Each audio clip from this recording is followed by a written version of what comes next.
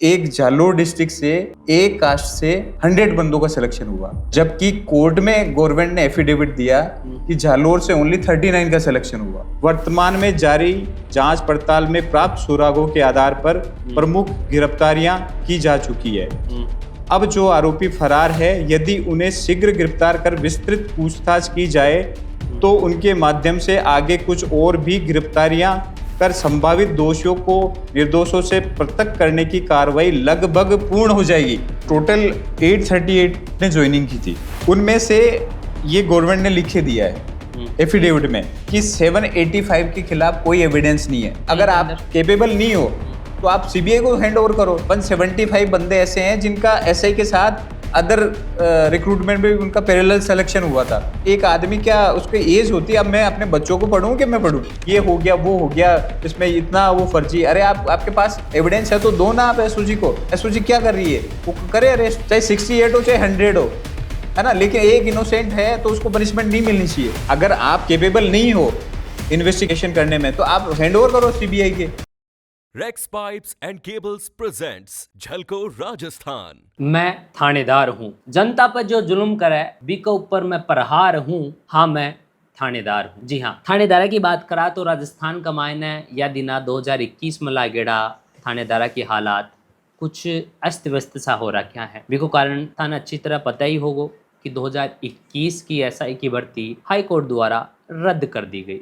BK बाद में जो भी थानेदार 2021 का बनेड़ा है वे 2 साल ट्रेनिंग करवा के बाद आज जीवन में अस्त व्यस्त हो रखा है और बाने लाग रहा है कि अब कोई माना थानेदार बोले तो खुश हुआ या फिर इना हापा एक असो टोंट समझा जिग मायने जिंदगी बिल्कुल बदल के रख दे है। फर्जी थानेदार एक यो शब्द भी बहुत ज़्यादा अपना समाज में ट्रेंड कर रहे है। 2021 का जितना भी थानेदार मिले हैं बाकी लिए उपयोग में लिया जा रहा है अमूमन कि फर्जी थानेदार। पेपर लीक हुई, गलती सिस्टम की, लेकिन भुगत नो व थानेदारा ने भी पढ़ रहे है जो थानेदार खड़े न खड़े मेहनत करके आनी काफ़ी साल संघर्ष का बितार के आनी एक मायने सिलेक्शन पाया, सिलेक्शन मिल भी गयो।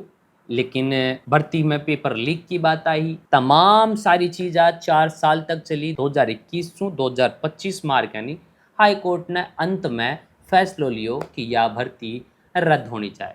लेकिन 2 साल से जो ट्रेनिंग कर रहा थानेदार दरोगा जी हैं अब्बा को के एक ऊपर बात करवा के लिए हमारे साथ में मौजूद है विक्रम सिंह जी। ये वे विक्रम सिंह जी हैं जो हाईकोर्ट को जो फर्स्ट बेंच को फैसला आयो बीके बाद में डबल बेंच के लिए जो आकी अपील है बिना दाखिल करवा में सबसे ऊपर नाम याको है सारा थानेदारा में। आसू जाना कि आखिर की फैक्ट्स का आधार पर ये डबल बेंच के अंदर जाबा के लिए बात कर रहे हैं। हाई कोर्ट में डबल बेंच में आखिर की प्रकार से मांग है जिन्हें सुनी जाएगी और ई भर्ती ने बहाल कर दियो जाएगा। विक्रम जी, पहले तो बहुत बहुत स्वागत है थारो हमारे चैनल पे। Thank you. सब पूरी फाइल ले रखे नहीं, सारा जितना भी डॉक्यूमेंट है ये ले रखे नहीं, काफ़ी देर से बैठा खूब इन्हें पढ़ भी रहा, तैयारी थारी तमाम देख भी रहा। मैं ऑफ कैमरा थे जो भी चीज़ ने रिसर्च कर रहा, हरा कलर का पेन से इन्हें मार्क कर रहा कि ये चीज़ ने बोलना, ये चीज़ ने कौन बोलना, इतना कॉन्फिडेंट हो रहा है सारी चीज़ें कर रहा कि कुछ मामलों है ये भर्ती ने रद्द लेबा से ले रखे नहीं। 4 साल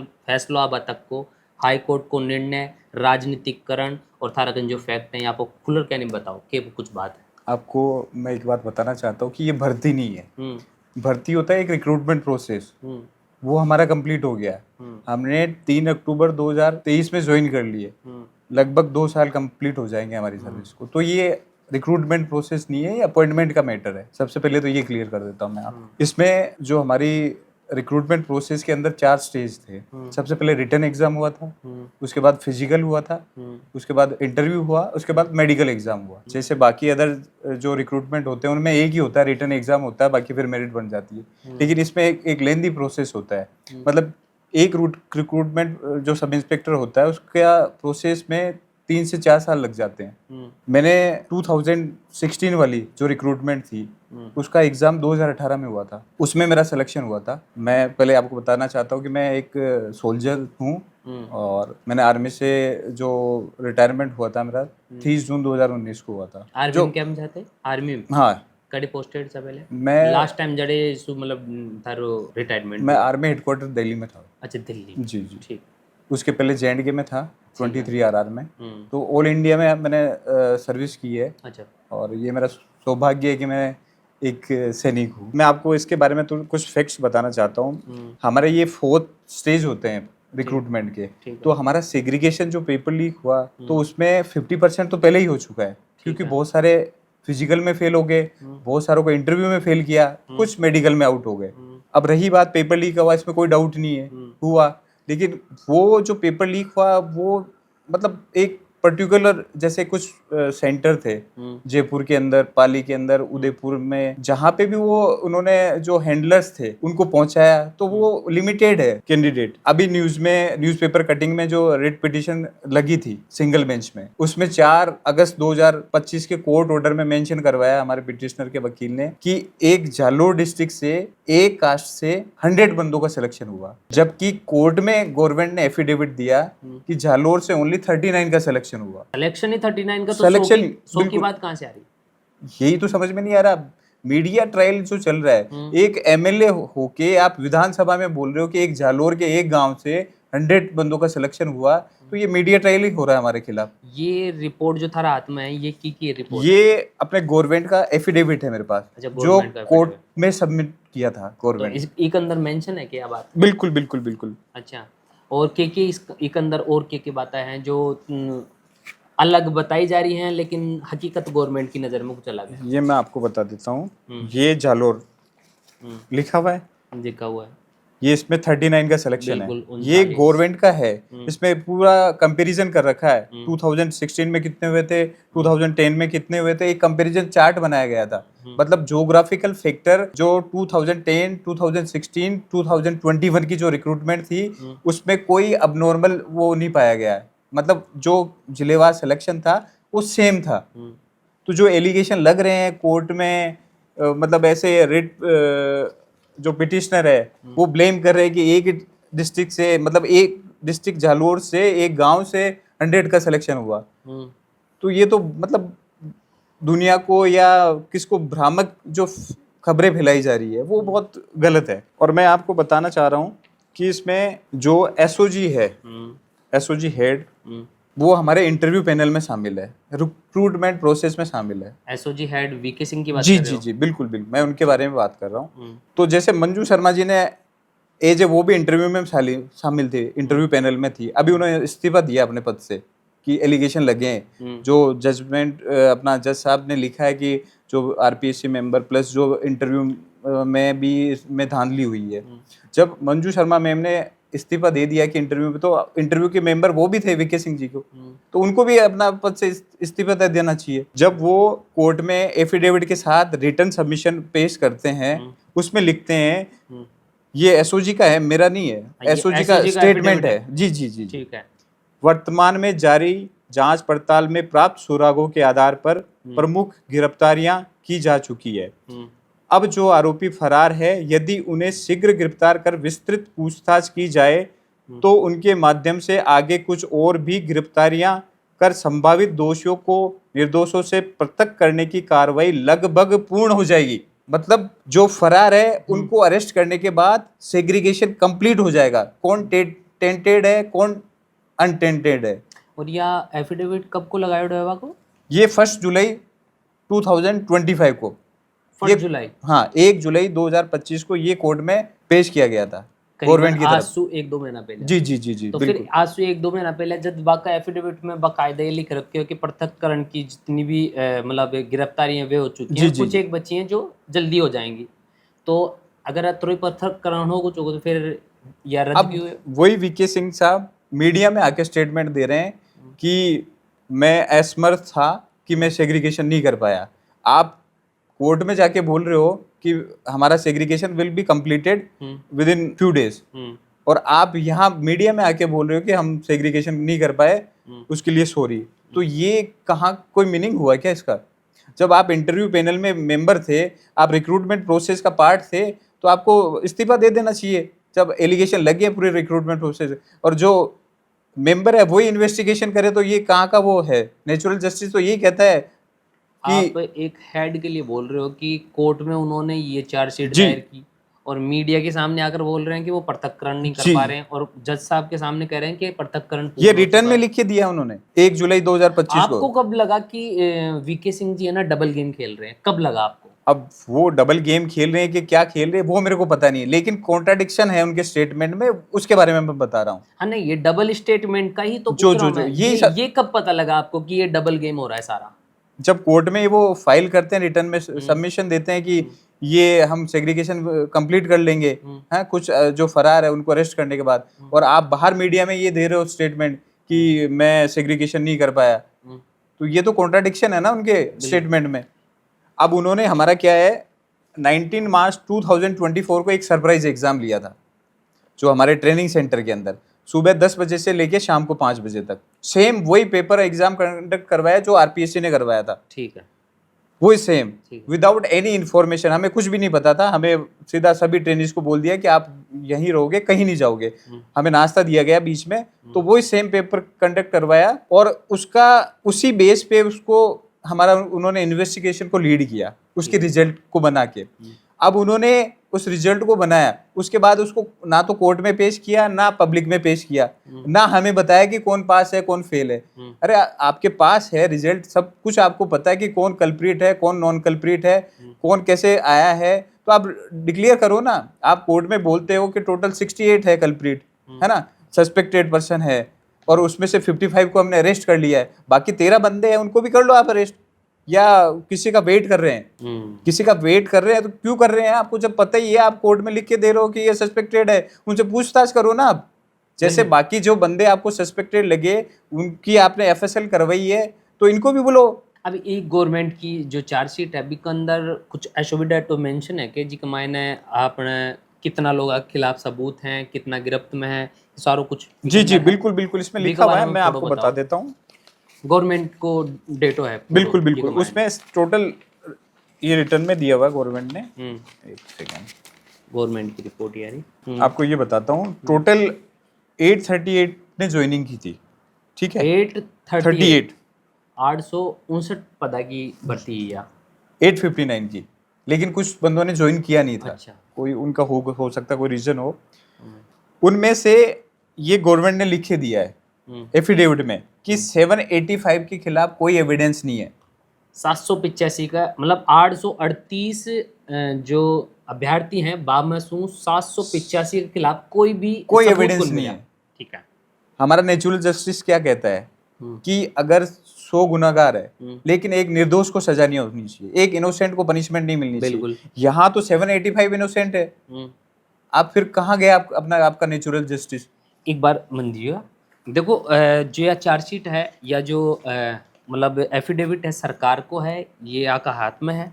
एक अंदर ये ग्रीन कलर का जो साइन लगा रखा है, इशू समझो जा सका है कि कुल अभ्यर्थी जो सिलेक्शन पाया बाकी संख्या है 838, और एक अंदर गवर्नमेंट लिख रखी है कि अभ्यर्थी जाका विरुद्ध कोई भी प्रमाण कौन मिल पाया, बाकी संख्या है 785, और जो दोषी है वह की संख्या है 53, जाने निलंबित कर दियो गयो है। मतलब सरकार की तरफ से पृथक्करण पूरा कर चुका है। एक जो एफिडेविट है सरकार को बी के तहत जो मैं खुद देख पा रहा हूँ, बी के अंदर मेंशन है, अगर ये सरकार की चार्जशीट है तो बी का अकॉर्डिंग पृथक्करण पूरा हो चुके हैं। फिर भर्ती रद्द क्यों हुई? पृथक्करण अभी कंप्लीट नहीं हुआ। 13 जो है बंदे वो नहीं, टोटल 68 बताया हाँ, उन्होंने, ठीक है। तो अभी तक 55 अरेस्ट हुए, बाकी 13 बंदे हैं, उनमें से 6 फरार है। उनके अरेस्ट होने के बाद वे तो नजर में आ ही चुके हैं ना। बिल्कुल बिल्कुल तो दोषी को पूरा पता लग ही चुके बिल्कुल, कितना बिल्कुल। लोग हाँ, दोषी हाँ, हैं, कितना segregate पूरा पृथक्करण की भाई दोषी कौन है, गुनहगार कौन है और ईमानदार कौन है, बिल्कुल। वो तो नजर में आ ही चुके हो ना। बिल्कुल। पृथक्करण में ई नहीं बोल रहा हूं। राइट। तो फिर बी का बाद में कोर्ट शायद ये चीज ने समझ कौन पाई था, नहीं लगे। सुप्रीम कोर्ट के जितने भी लैंडमार्क जजमेंट है, चाहे वो वंशिका यादव वाला हो, चाहे भट्टाचार्य वैसे की भट्टाचार्य वाला, अगर जहाँ सेग्रीगेशन पॉसिबल है तो वहां भर्ती कैंसिलेशन नहीं होना चाहिए। तो भर्ती का नहीं, नियुक्ति का मामला आ गया बिल्कुल। और यहाँ रिक्रूटमेंट नहीं है। ये तो जब ये नीट का जो एग्जाम हुआ था 2024 में, वहाँ 7 स्टेट के अंदर पेपर लीक हुआ था। उनकी एक गैंग थी, उन्होंने पेपर लीक किया, तो जो हमारी सीबीआई है उन्होंने इन्वेस्टिगेशन किया और सातों स्टेट में उनको पता चल गया कि कौन कल्प्रिट है कौन कल्प्रिट नहीं है। वो मैटर गया था सुप्रीम कोर्ट में, तो सुप्रीम कोर्ट ने बोला कि 7 स्टेट में पेपर लीक हुआ वो ठीक है, लेकिन आपने सेग्रीगेट कर लिए तो इसको रिक्रूटमेंट को हम कैंसिल नहीं कर सकते हैं, क्योंकि जो इनोसेंट कैंडिडेट है वो सालों से इसकी तैयारी करते हैं। तो अगर सेग्रीगेशन पॉसिबल है तो कैंसिलेशन का कोई मीनिंग ही नहीं है। फिर आपने कोर्ट में लिख के भी दे दिया 785 के खिलाफ कोई एविडेंस नहीं है और एसओजी लिख के दे रही है कि हम सेग्रीगेशन करने में सक्षम है, कोर्ट में लिख के दे रहे हो। अब लिखित में तो सब कुछ सक्षम है बिल्कुल, लेकिन जब मीडिया स्टेटमेंट आवा है तो भी हाँ, असक्षम बताऊं, वो गलत है। वो कॉन्ट्राडिक्शन नहीं होना चाहिए ना आपके स्टेटमेंट में। और के सबूत अगर आप केपेबल नहीं हो तो आप सीबीआई को हैंड ओवर करो। बिल्कुल, एक अंदर और के कोई सबूत है जो थान लागे है कि सबकन पतो लागनो चाहे सबकन जानी बिल्कुल चाहिए। बिल्कुल बिल्कुल सारी इसमें हमारे जो जजमेंट में है ना, बैसाखी भट्टाचार्य जो वेस्ट बंगाल वाला टीचर्स का अपॉइंटमेंट था उसके बारे में सुप्रीम कोर्ट ने रद्द की थी, वो हमारे जजमेंट में मेंशन था, जबकि ये मैटर बैसाखी भट्टाचार्य वाला हमारे से टोटली डिफरेंट है, कोई रिलेवेंसी नहीं है, क्योंकि वहां जो कैंडिडेट की थी ओमार सीट ही डिस्ट्रॉय कर दी, मतलब जिसमें अपन एग्जाम देते हैं वो ओमार सीट ही डिस्ट्रॉय कर दी, वहां मेरिट लिस्ट ही नहीं बनी, मतलब जो मेरिट में नहीं है उनको भी अपॉइंटमेंट दे दिया, जितनी वैकेंसी नहीं थी उससे ज्यादा अपॉइंटमेंट दे दिया, मतलब वो पूरा सिस्टमेटिक फेलियर था। मतलब जितनी कैपेसिटी भर्ती की होनी चाहिए 20 से भी ज्यादा ओवर कैपेसिटी भर्ती दे दी और मेरिट लिस्ट डिक्लेयर नहीं की उन्होंने, और जो एग्जाम की जो अपना प्रूफ होता है ओमार सीट उसको डिस्ट्रॉय कर दिया, मतलब उसमें कोई रिलेवेंसी नहीं है हमारे मैटर में, फिर भी इसमें बैसाखी भट्टाचार्य वाला वो मेंशन करवा दिया, एक आधार पर फैसला बना हाँ, जिसका मतलब कोई रिलेवेंसी नहीं है, इसमें कोई पेपर लीक नहीं हुआ, मतलब हमारे जैसे नीट वाला है वो हमारे से रिलेवेंट है, नीट वाला 7 स्टेट में पेपर लीक हुआ था, ठीक है, लेकिन फिर भी सुप्रीम कोर्ट ने बोला कि सेग्रीगेशन पॉसिबल है तो सेग्रीगेशन करो, और वो नीट का एग्जाम क्लियर हुआ था जो लोग इनोसेंट थे। तो जब बैसाखी भट्टाचार्य वाला का हमारा कोई रिलेवेंट ही नहीं है, पूरा डिफरेंट है, तो फिर इसको मेंशन नहीं करवाना चाहिए। मतलब जो थे केस बता आपको मैं ये देखो, आपको ओमार सीट जमा करने वालों को भी नियुक्त किया गया है ना, जो मेरिट लिस्ट में उच्च रैंक वाले उम्मीदवारों की तुलना में निम्न रैंक वालों को प्राथमिकता दी गई, जो मेरिट में नहीं थे, लो थे, उनको भी अपॉइंटमेंट दे दिया, ठीक है। मेरिट लिस्ट कभी प्रकाशित नहीं की गई, मतलब मेरिट लिस्ट को कभी डिस्क्लोज ही नहीं किया उन्होंने कि कितना लोग, हाँ, कितने सिलेक्शन हुआ, कि कितने नंबर मार्क्स आए, कुछ नहीं, नथिंग। और ओमार सीट मतलब जिनको प्रोटेक्टेड रखना चाहिए उनको नष्ट कर दी। जैसे आरपीएससी में एग्जाम लेती है वहां हमारे ओमार सीट है, ओमार सीट के माध्यम से ही जो जितने भी डमी कैंडिडेट पकड़े गए, आउट ऑफ 55 में से 20 डमी कैंडिडेट थे, उनका एफएसएल करवाया गया, उनकी फोटो वगैरह मैच करवाई थी, उनके हैंड राइटिंग वगैरह चेक करवाया था, तो ये ओमार सीट ही हमारे काम में आई थी एसओजी के, वो ओमार सीट हमारी प्रोटेक्टेड है आरपीएससी में, इसी के बेस पे। यहाँ तो ओमार सीट को डिस्ट्रॉय कर दिया, तो ये कहाँ रिलेवेंट हो गया हमारे मैटर से। मतलब जी पहला कोई फैसलो बता रहे हो बैसाखी भट्टाचार्य को, जी जी, वेस्ट बंगाल वाला में, वेस्ट बंगाल को, तो इका आधार पे कोर्ट ने जजमेंट इसके बेस को बनाया। थारो मामलों और ई मामला में कोई भी तार कुंजो बिल्कुल बिल्कुल। एक वंशिका यादव का भी रेफरेंस दिया गया, वंशिका यादव मैटर में ये लिखा हुआ कि जहां सेग्रीगेशन पॉसिबल है बिटवीन टेंटेड एंड अनटेंटेड, वहां कैंसिलेशन नहीं होना चाहिए, सिंपल सी बात है। पृथककरण जड़े तो जहां एसओजी लिख के दे रही है, आपको रिटर्न सबमिशन दे रही है एक इन्वेस्टिगेशन एजेंसी कि सेग्रीगेशन कंप्लीट हो जाएगा ये फरार अरेस्ट होने के बाद, तो ठीक है। तीन पॉइंट थे मन बता चुके, और कौन सा पॉइंट है जो तुम मन बताओ चाहो? बिल्कुल, मैं आपको ये बताना चाह रहा हूँ कि जो टोटल 838 में से 525 ऑलरेडी सर्विस में थे, सेंट्रल गवर्नमेंट में 24 थे, अदर स्टेट में भी थे, अदर स्टेट में जैसे पंजाब में, मध्य प्रदेश में, दिल्ली में, है ना। अभी जुडिक्शन जो अपना राजस्थान हाई कोर्ट का है वो राजस्थान ही है। अब ये सेंट्रल गवर्नमेंट से अपना रिजाइन देके आए, अदर स्टेट से रिजाइन देके आए, तो वो वहाँ कैसे वहाँ जाएंगे, मतलब उनको कैसे वापस एक्सेप्ट किया जाएगा, इसमें कोई जजमेंट में मेंशन नहीं किया। जिनका 175 बंदे ऐसे हैं जिनका एसआई के साथ अदर रिक्रूटमेंट में उनका पैरेलल सिलेक्शन हुआ था।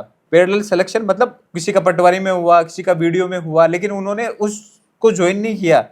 किसी का आरएस एलाइड में हुआ, फर्स्ट ग्रेड में हुआ, लेक्चरर में हुआ, उनको ज्वाइन नहीं किया बंदों ने, क्योंकि उन्होंने प्रायोरिटी इसको सब इंस्पेक्टर को दी। तो अभी उन्होंने ज्वाइन ही नहीं किया तो वो कैसे जाएंगे 175 बंदे। अब आप मेरा ही देख लो, मैं 2018 में मेरा सिलेक्शन हुआ था सब इंस्पेक्टर में आरएस के अंदर, ठीक है। ये मेरा 2016 वाली भर्ती थी, जो 2018 में जिसका एग्जाम हुआ था, ये उसकी मार्कशीट है, ठीक है। इसमें मैं सिलेक्शन हुआ था, लेकिन आर्मी से मैं 1 महीना लेट आया था। मतलब जो फॉर्म सबमिशन की लास्ट डेट थी 31 मई 2018, आरपीएससी के अकॉर्डिंग मेरे को आना चाहिए था 30 मई 2019 तक, लेकिन मैं आया 1 महीना लेट। तो वो कोर्ट में मैटर चल रहा है, ठीक है। उसके साथ ही मेरा आरएस के अंदर भी सेम सिलेक्शन हुआ, वो भी सेम मैटर था, क्योंकि उसकी भी 31 मई 2018 लास्ट डेट थी। तो 2018 से मेरा कोर्ट में मैटर चल रहा है ये, और मेरे लिए एक सीट रिजर्व भी रखी हुई है, ठीक है। हाँ, फिर सेम आरएस का है ये भी कोर्ट में मैटर। क्या मैं कोर्ट के चक्कर मारता रहूंगा 2018 से? अभी ऐसा ही लगी थी। अभी फिर सब इंस्पेक्टर का हो गया, 2021 आरएस का फिर दिया मैंने एग्जाम, पूरा सिलेक्शन प्रोसेस हुआ, फिर मैंने ज्वाइन नहीं किया, क्योंकि ये सब इंस्पेक्टर की पोस्ट थी, वो अलाइड सर्विसेज थी, तो इसको प्रायोरिटी दी, इसकी ट्रेनिंग कंप्लीट हो गई। तो इसका मतलब एक आदमी, क्या उसकी एज होती है, अब मैं अपने बच्चों को पढ़ूं कि मैं पढ़ूं इस एज में? शादी होगी? शादी, मेरे 2 बच्चे, एक जेडब्ल्यू की तैयारी कर रहा है बड़ा वाला, अच्छा। हाँ, और एक 10th में है। मतलब इतना बड़ा बच्चा का पिता होते तो अब खुद संघर्ष कर रहे हो नौकरी के बिल्कुल लिए। बिल्कुल, और मैं तो कोर्ट के 2018 से चक्कर मार रहा हूँ। तो ये क्या मैं कोर्ट खेलता चलेगा कि नेचुरल जस्टिस कहाँ है आपका? नेचुरल जस्टिस यही कहता है भाई एक इनोसेंट को पनिशमेंट नहीं मिलनी चाहिए अगर 100 दोषी छूट जाए। चलो, सारा सबूत हैं, सब कुछ डॉक्यूमेंट हैं, का आधार पर थे, काफ़ी बातचीत कर रहे हो, लेकिन मैं लास्ट में थारा से एक चीज़ पूछना चाहूँ जी। ये सारी रिपोर्ट लेकर यानी थे कंक्लूजन की मानो हो कि जो वो फैसलो आयो है जी जी वो न्यायोचित होना, और शायद ये जो सबूत थे बता रहे हो या का आधार मार कोने हो जी। आने लगा जी, हम ऑनरेबल कोर्ट का बहुत रिस्पेक्ट करते हैं, लेकिन जो मतलब कोई गॉड तो हो नहीं सकता ना, मतलब हो सकता किसी भी इंसान से त्रुटि है, तो इंसान ही अपन, कोई भी तो हो सकती कुछ जीवन में कमियां हो। परिपक्व कौन हो सके। बिल्कुल, इसको हमने डिविजनल बेंच में इसलिए चैलेंज किया क्योंकि जो गवर्नमेंट की सब्सिक्वेंट डिसीजन है उनको कोर्ट ने कंसिडर नहीं किया, जो अर्लियर डिसीजन था उसको एक्सेप्ट किया, जबकि नल एंड वॉइड हो गया पुराना वाला। तो जो एसओजी की अर्लियर रिपोर्ट थी उसको कोर्ट ने कंसीडर कर दिया, और जो नई रिपोर्ट दी 25 जून 2025 को उसको कंसीडर ही नहीं किया कोर्ट ने। इसलिए हमने इसको डिविजनल बेंच में चैलेंज किया है, और हमें पूरा विश्वास है कि जो जुडिशरी है वो डेमोक्रेसी का एक इम्पोर्टेंट पिलर है ना। वो जो जस्टिस मिलता है एक इनोसेंट को वहीं से मिलता है, तो हमें डेफिनेटली वी आर श्योर कि we will get justice in divisional bench. बिल्कुल, और ये जितना भी पॉइंट है यानी थे एक बार बाका सामने दोबारा रखा होगा कि बिल्कुल ये बिल्कुल बार बिल्कुल देखो। बिल्कुल बिल्कुल, इसलिए डिविजनल बेंच होती है ना, सुप्रीम कोर्ट होती है, फिर रिव्यू होता है ना। तो ये प्रोसेस होता है सिस्टम में, ठीक है, जो भी हुआ हम इसके लिए फाइट कर रहे हैं। था नहीं को लगा कि खड़े न खड़े राजनीति को शिकार भी हुई है बढ़ती। जी, मैं आपको बताना चाहता हूँ कि ये हमारी जो रिक्रूटमेंट उसके बाद अपॉइंटमेंट पूरा स्टार्ट से इनिशियली मीडिया ट्रायल ही हुआ है। मीडिया ट्रायल मतलब आप समझ रहे हो ना, एक न्यूज़पेपर कटिंग वाला दे रहा है कि जालोर से एक डिस्ट्रिक्ट से एक कास्ट के 100 बंदों का सिलेक्शन हुआ। अरे आप, सरकार 39 बता रही है। कोर्ट ने एफिडेविट देख के, मतलब कोर्ट में जो एफिडेविट है गवर्नमेंट ने सबमिट किया है उसमें 39 ही है। मतलब मीडिया ट्रायल ये हो गया वो हो गया, इसमें इतना वो फर्जी। अरे आपके पास एविडेंस है तो दो ना आप एसओजी को। एसओजी क्या कर रही है, वो करे अरेस्ट, सिंपल सी बात है। जब उन्होंने बोल दिया कि 68 सस्पेक्टेड है, उसमें से 55 को अरेस्ट कर लिया, बाकी 13 को भी करो जल्दी से, कौन रोक रहा है? चाहे 68 हो चाहे 100 हो, है ना, लेकिन एक इनोसेंट है तो उसको पनिशमेंट नहीं मिलनी चाहिए। एसओजी को जो भी जांच करवा को तरीको है और वीके सिंह जी को जो लीड करवा को तरीको है, इसु खड़े खड़े थे जो आज बातें कर रहे हो, सारा सबूत लेकर बैठे हो थे, सहमत होना मतलब खुश होना, संतुष्ट जी, होना? मैं आपको एक बात बताना चाहता हूँ कि जो प्रेजेंट में जो गवर्नमेंट है और वीके सिंह जी है, जो भी डायरेक्शन मिले उनको, गवर्नमेंट ने बहुत अच्छा काम किया। जितने भी अभी आपको बता रहा हूँ, इतने पेपर लीक हुए थे पिछली गवर्नमेंट के अंदर, उनका सबका वो सॉर्ट आउट कर रही। तो गवर्नमेंट बहुत ही अच्छी तरीके से, उनका इंटेंशन बहुत क्लियर है कि जो भी फर्जी तरीके से है उनको पनिशमेंट दिया जाए। और मैं बहुत मतलब सभी अप्रिशिएट करते हैं, मेरे बेसमेट भी अप्रिशिएट करते हैं। वीके सिंह साहब का भी मैं बहुत वो करूंगा अप्रिशिएट कि उन्होंने अभी तक 53 अरेस्ट कर लिया, लेकिन बाकी को भी आप अरेस्ट कर लो ना। जब आपके पास सरप्राइज एग्जाम ले लिया, आपके पास रिजल्ट है कि कौन सही है कौन गलत है, आप अरेस्ट करो, सिंपल ही है। लेकिन आप एक इन्वेस्टिगेशन एजेंसी, आपने रिकमेंडेशन कैसे दे दिया? एक इन्वेस्टिगेशन एजेंसी का काम होता है इन्वेस्टिगेशन करना, आप तो रिकमेंडेशन दे रहे हो कि इसको कैंसिल ही कर दो। ये आपको कहाँ से आ गई भाई? अगर कोई एक पुलिस ऑफिसर है, उसका काम है चार्जशीट बनाना, चार्जशीट मतलब जो भी एफआईआर इन्वेस्टिगेशन करना, कोर्ट में चार्जशीट पेश करना, वो पुलिस ऑफिसर ही डिसाइड कर देगा कि नहीं इनको मृत्युदंड मिलना चाहिए या इतने साल की सजा होनी चाहिए। बिल्कुल, वो तो इन्वेस्टिगेशन कोर्ट का काम है। एजेंसी है तो आप इन्वेस्टिगेशन करो। आप कौन हो अथॉरिटी रिकमेंडेशन देने वाली? तन लगा एसओजी सु अगर यह चीज पार नहीं पड़ रही है तो वो मामलो सीबीआई का। हाँ, अगर आप केपेबल नहीं हो इन्वेस्टिगेशन करने में तो आप हैंड ओवर करो सीबीआई के, या आप गवर्नमेंट से और रिसोर्सेज या मेन पावर जो चाहिए आपको वो गवर्नमेंट प्रोवाइड कराएगी फैसिलिटी। आप इन्वेस्टिगेशन कंप्लीट करो ना। आप ये मीडिया में आके स्टेटमेंट दे रहे हो कि नहीं मैं तो असमर्थ हूँ, ये एक अच्छे पुलिस ऑफिसर के वो नहीं है।